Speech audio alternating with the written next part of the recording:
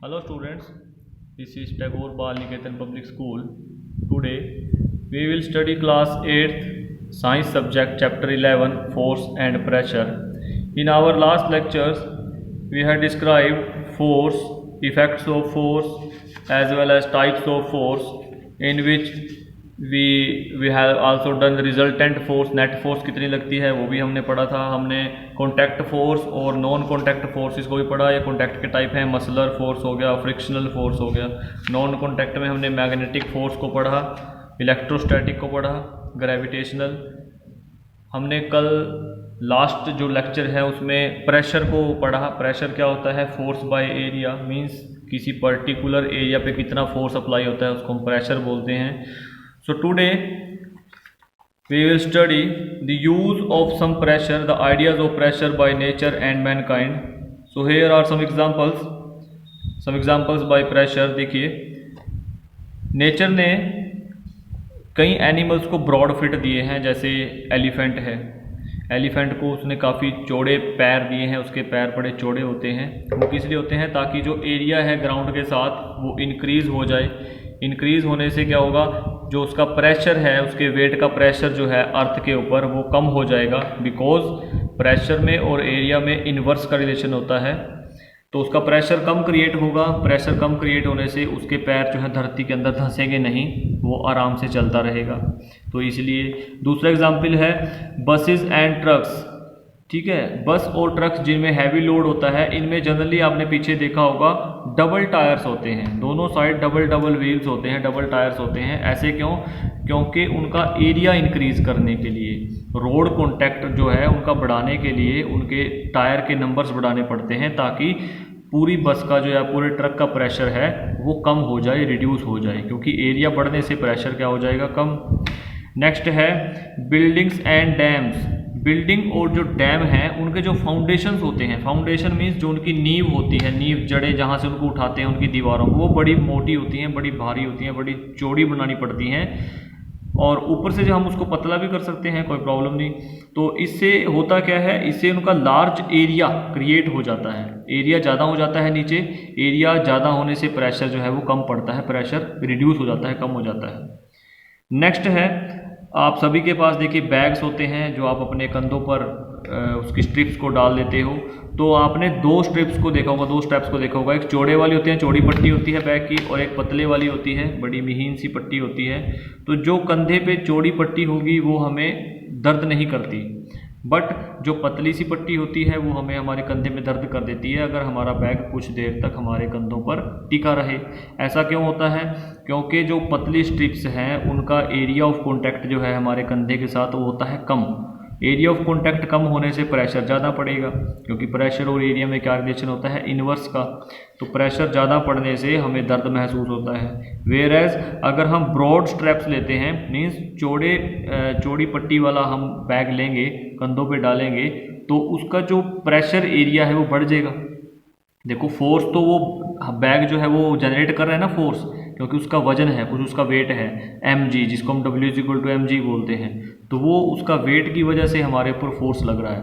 तो वो फोर्स किस चीज़ पे डिस्ट्रीब्यूट हो रहा है? उन स्ट्रैप्स के ऊपर। तो जितनी चौड़ी वो स्ट्रैप्स होंगी उतना प्रेशर कम होता चला जाएगा। अगर स्ट्रैप्स पतली होंगी तो प्रेशर ज़्यादा क्रिएट होगा।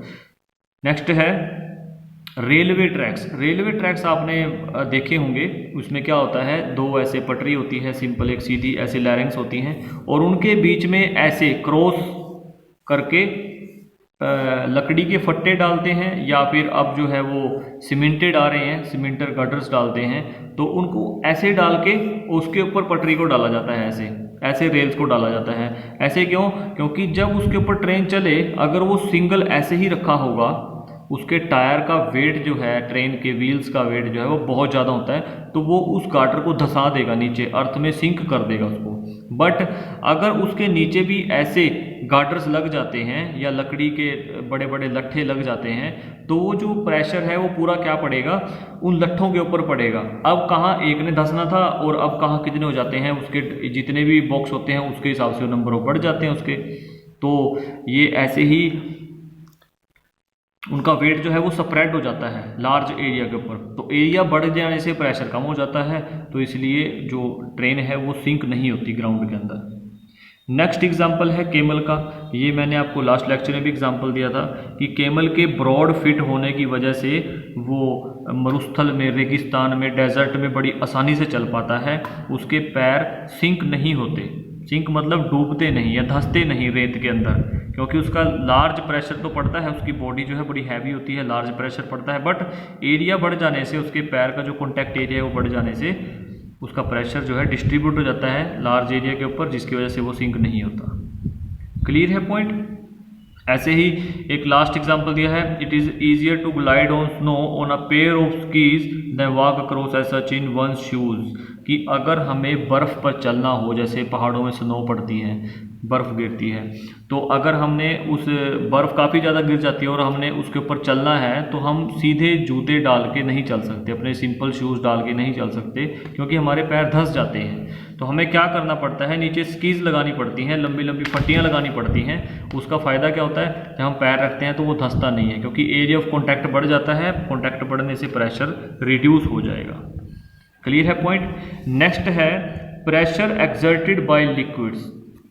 अगर हम, जैसे ये आपके डायग्राम है, अगर एक कंटेनर है और कंटेनर में हम एक लिक्विड फिल करते हैं और इस कंटेनर में ध्यान से देखिए 3 जगह पे होल किया हुआ है, point A, point B and point C. Point A जो है वो सबसे ऊपर है कंटेनर में, पॉइंट बी जो है ये मिडल पॉइंट है और पॉइंट सी जो है ये बिल्कुल डेप्थ पे है, नीचे है। तो अगर होल करते हैं और इसमें वाटर भरा हुआ है, लिक्विड भरा हुआ है कोई भी, तो आप बिल्कुल आसानी से देख सकते हो जो इसका प्रेशर होगा वो सबसे ज़्यादा होगा, बड़ी दूर जाके गिरेगा पानी। बी जो है वो थोड़ा सी से पास आ जाएगा और ए तो बिल्कुल क्लोज हो जाएगा। ये ऐसे क्यों रहा है, क्योंकि देखिए अगर ए पॉइंट की बात करें तो ए के ऊपर कितना लिक्विड पड़ा है, सिर्फ इस लिक्विड का प्रेशर ही इसके ऊपर वर्क कर रहा है। वेरएज अगर बी की बात करें, बी के ऊपर जो बी के ऊपर का कॉलम है ये वाला, यहाँ से बी से ऊपर का, सिर्फ इस लिक्विड का प्रेशर बी के ऊपर पड़ रहा है। अगर सी की बात करें तो सी के ऊपर तो इस सभी का प्रेशर पड़ रहा है, यहाँ से यहाँ तक, एक बहुत बड़ा कॉलम हो जाता है वाटर का। अगर सी से भी नीचे की बात करें तो उस पर और ज़्यादा प्रेशर होगा, क्योंकि उस पर उससे भी बड़ा कॉलम हो जाएगा वाटर का। तो मीन्स जितना ज़्यादा कॉलम है वाटर का ऊपर, जितनी ज़्यादा वॉल्यूम है उतनी ज़्यादा प्रेशर पड़ रहा है। तो ए के ऊपर कम वॉल्यूम है तो कम प्रेशर पड़ रहा है, बी के ऊपर ज़्यादा वॉल्यूम है, ज़्यादा प्रेशर पड़ रहा है, और सी के ऊपर सबसे ज़्यादा वॉल्यूम है वाटर की, तो सी के ऊपर जो है सबसे ज़्यादा प्रेशर पड़ रहा है। दूसरी बात, अगर हम, मतलब यहाँ से तो हमें ये क्लियर हो गया कि लिक्विड का प्रेशर जो है वो डेप्थ के साथ इंक्रीज होता है। जैसे जैसे आप नीचे चले जाते जाओगे लिक्विड का प्रेशर बढ़ता चले जाएगा। मीन्स अगर ए के ऊपर भी हम कोई पॉइंट लेते, होल करते, तो वहाँ पे ए से भी क्लोज ज़्यादा गिरता, मतलब ए से ही पीछे गिरता पानी। ऐसे क्यों, क्योंकि उसके ऊपर जो है उसकी जो हाइट है लिक्विड कॉलम की वो बहुत कम हो जाती, उसका प्रेशर ही नहीं पड़ता, इतना प्रेशर नहीं पड़ता। वेयर एज अगर हम नीचे चले जाते जाएं तो प्रेशर बढ़ता चला जाता है। तो हम यहाँ से कंक्लूजन निकालते हैं कि लिक्विड प्रेशर जो है वो डेप्थ के साथ इंक्रीज होता है। जैसे जैसे हम गहराई में चले जाते जाएंगे, डेप्थ में जाते जाएंगे, उतना ज़्यादा प्रेशर बढ़ता चला जाएगा। सेकंड पॉइंट ये है कि लिक्विड का प्रेशर एक ही डेप्थ पे, एक ही सेम डेप्थ पे सेम रहता है प्रेशर। जैसे सी को हमने यहाँ पे रखा है, अगर इस तरफ भी मैं एक होल कर दूँ बिल्कुल सी के इसी सीध में इधर, तो जितना प्रेशर इधर पड़ता है, ऐसे पानी गिर रहा है, तो उतना ही इस पॉइंट से भी इधर गिरेगा, सेम पॉइंट से। अगर हम बी के बिल्कुल साइमल्टेनियसली इस तरफ यहाँ पे एक होल करें तो जितना बी का प्रेशर पड़ रहा है यहाँ पे पानी का, उतना ही इस तरफ भी पड़ेगा। तो यहाँ से क्या चीज़ होती है कि प्रेशर सेम होता है सेम डेप्थ पे। अगर डेप्थ सेम है आपकी, एक ही हाइट पे है, तो प्रेशर सेम होगा। ठीक है। और थर्ड पॉइंट ये है, liquid finds its own level. Liquid अपना लेवल खुद फाइंड करता है। जैसे मान लीजिए एक यू शेप की ट्यूब है, यू शेप की ट्यूब में लिक्विड भरा हुआ है कोई, वो लिक्विड भरा होने के कारण, अच्छा ट्यूब का जो साइज़ है वो भी हम मान लेते हैं कि इस तरफ से पतली हो सकती है, इस तरफ से मोटी हो सकती है, या ये सेम भी हो सकती हैं। तो लिक्विड जो है अपना किस हाइट पे रहेगा ये डिपेंड करेगा उसके लेवल पे, उसका लेवल कितना है। अगर आप इनका लेवल सेम कर देते हो, जैसे जो मिस्त्री लोग होते हैं जो आपके घरों में मकान बनाते हैं, तो वो एक नाली रखते हैं, सिंपल सी पाइप रखते हैं एक वाइट कलर का, जिसमें वो पानी डाल के लेवल चेक करते हैं। वो लेवल अगर ऊंचा नीचे हो जाता है तो पानी का लेवल भी कम ज़्यादा हो जाता है। लेवल को बराबर करने के लिए वो उस पानी का यूज़ करते हैं, लिक्विड का यूज़ करते हैं। तो यहाँ पे भी ये सेम फिनोमिना ही है। अगर ये ऊपर नीचे हम कर देते हैं तो ये पानी का लेवल भी जो है ये ऊपर नीचे हो जाता है, क्योंकि इनका लेवल जो है साइमल्टेनियसली इकट्ठा रहना चाहता है। तो लिक्विड जो है अपना लेवल खुद फाइंड करता है, मींस वो एक ही लेवल में रहना चाहते हैं। ये एग्जैक्ट डेफिनेशन बनेगी इसकी।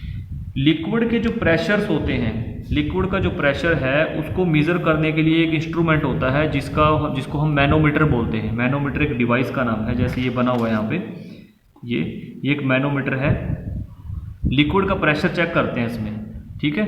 तो नेक्स्ट लेक्चर में हम इसके नेक्स्ट टॉपिक पढ़ेंगे कि गैसेस जो है वो कैसे प्रेशर एक्सर्ट करती हैं। ओके, तब तक आप इसके एग्जांपल्स और इसको आप लर्न कर लेना अच्छे से। Okay, thank you.